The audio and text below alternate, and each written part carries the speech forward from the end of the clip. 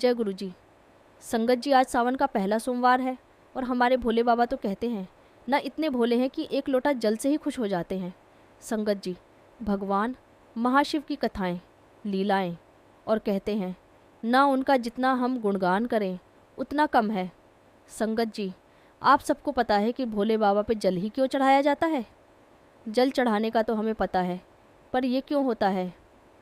संगत जी, भोले बाबा ने जब समुद्र मंथन के वक्त सारे देवी देवता, जब वो विष निकला तो इधर उधर भाग गए। किसी ने विष पीने को तैयार नहीं हुए। भोले बाबा आए, जो सबका कष्ट, सबकी परेशानी अपने ऊपर लेते हैं, जैसे हमारे गुरुजी महाराज संगत का कष्ट लिया करते। ऐसे ही भगवान महाशिव ने वो जब विष अपने मुख में धारण किया तो वो कंठ पर आकर बिल्कुल नीला पड़ गया और माता पार्वती ने वहाँ जाकर हाथ लगाया और उसे रोका। नीचे जाने से तो उस वक्त जो अग्नि और जो पीड़ा भोले बाबा को सहन नहीं कर पा रहे थे, इतनी ज़्यादा हो रही थी। और सावन का वो महीना चल रहा था संगत जी, जिसमें वो समुद्र मंथन हो रहा था। तो जब उनके ऊपर पानी डाला गया तो वो ठंडक प्रदान करने के लिए कि भोले बाबा तो एक लोटा जल से ही खुश हो जाते हैं, ऐसे हमारे प्यारे रब है संगत जी। कैसे गुरुजी महाराज भी अपने वक्त में कलयुग में आके शिव जी का रूप गुरुजी आए और संगत का कष्ट अपने ऊपर लिया करते। कहते हैं ना, किस्मत में नहीं है वो भी गुरुजी दे दिया करते। कितने ऐसे सत्संग हमने सुने हैं कि किसी की उम्र बस इतने ही साल थी, पर ज्योतिष विद्या सब ने कह दिया था कि इस बच्चे की उम्र 8 साल से ज़्यादा नहीं है। पर कहते हैं ना, अगर भोले बाबा का हाथ आपके सर पर हो ना तो उसे जीवन दान भी दे देते। और गुरुजी ने तो न जाने कितनी संगतों को जीवन दान दिया है। संगत जी, ऐसे ही भोले बाबा शिव शंकर अपने वक्त में जब भी कोई भक्त उनकी पूजा किया करता, सच्चे दिल से पुकारते, तभी वरदान देने प्रकट हो जाया करते। और कहते हैं ना, एक लोटा जल और बेल पत्र फूल पत्ते, इन्हीं से खुश हो जाते हैं। उन्हें कोई दिखावा, उन्हें कुछ भी नहीं चाहिए।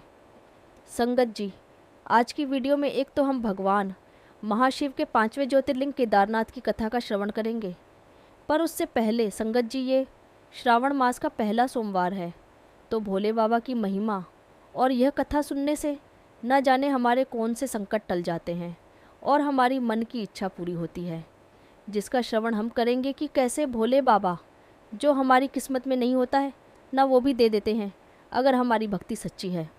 संगत जी, आप ध्यान से सुनना। एक साहूकार था जो शिव जी का बहुत भक्त था। उसका नित्यनेम था भोले बाबा के मंदिर में जाकर जोत करना, और बड़ी ही सच्ची भावना से वो भगवान जी की पूजा करता था। तो ऐसे ही रोज़ की तरह वो अपना नित्यनेम मंदिर में जोत कर रहा था। उसी वक्त माता पार्वती और शिव जी वहाँ से गुजर रहे थे। तो माता पार्वती ने कहा कि भक्त आपकी बड़ी भक्ति सच्ची लगन से करता है, इसको क्या दुख है, भोले बाबा इसका दुख दूर कीजिए ना। तो भोले बाबा कहते हैं कि साहूकार, इसके कोई संतान नहीं है और ना ही इसकी किस्मत में संतान का योग है। तो माता पार्वती कहती है, नहीं प्रभु, आपको इसको संतान देनी होगी। माता के कहने पे भोले बाबा उसे संतान सुख का वरदान देते हैं और कहते हैं कि हाँ, मैं इसे संतान तो दे दूँगा, पर उसकी आयु केवल 12 वर्ष की होगी। अब वो साहूकार माता पार्वती और शिव जी की सारी बात सुन रहा था। यह बात सुनकर उसे ना तो खुशी हुई ना ही दुख हुआ। वो अपना नित्यनेम जैसे पहले करता था वैसे ही करता रहा। संगत जी, फिर 9वें महीने में साहूकारनी ने एक सुंदर से बेटे को जन्म दिया। अब जैसे ही बेटा बढ़ता चला गया तो साहूकार ने यह बात किसी को नहीं बताई थी कि उसकी आयु केवल 12 वर्ष की है। तो जैसे वो बढ़ता, ये उम्र बढ़ती गई और 11वें साल में लग गया। फिर साहूकार की साहूकारनी ने कहा कि इसके विवाह की चिंता मुझे हो रही है, इसका विवाह करा देते हैं।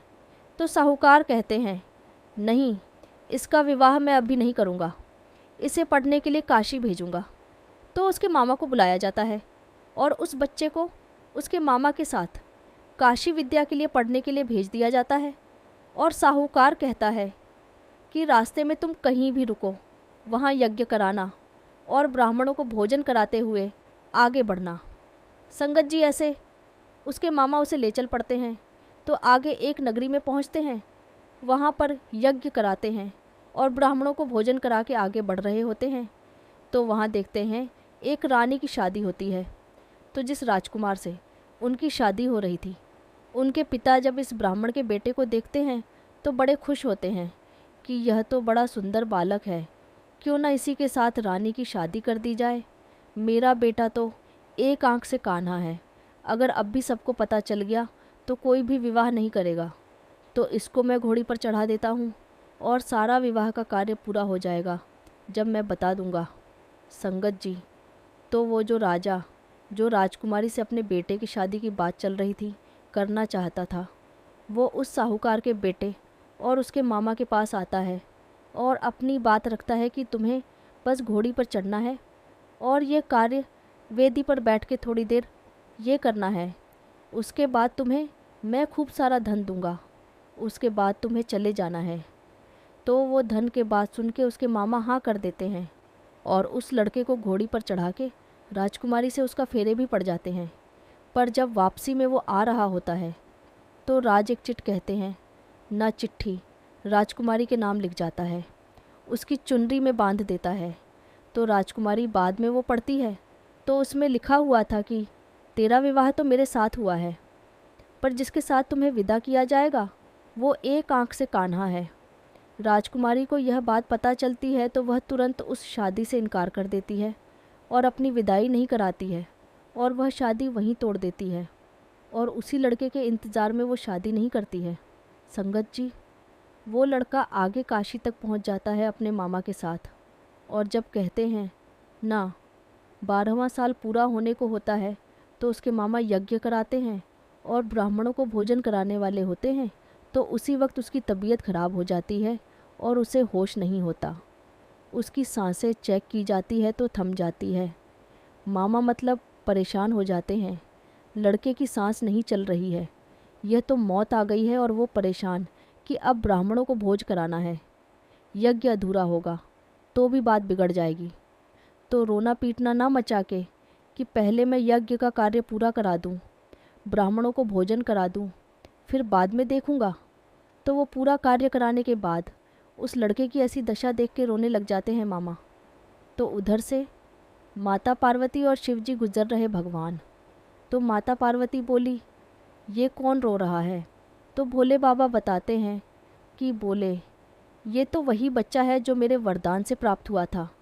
इसकी आयु 12 वर्ष की थी तो इनके भाग्य में यही था, इसके आगे तो कुछ हो भी नहीं सकता। माता पार्वती कहती है, नहीं भगवान, आपको इसकी आयु बढ़ानी होगी, क्योंकि इसके माता पिता का रो रो के बुरा हाल हो जाएगा, वो तो मर ही जाएंगे बिल्कुल। तो बार बार माता पार्वती के कहने पर भोले बाबा उसे जीवन दान देते हैं और वो लड़का ओम नमः शिवाय कहता हुआ खड़ा हो जाता है। उसके मामा भी देख के हैरान रहते हैं।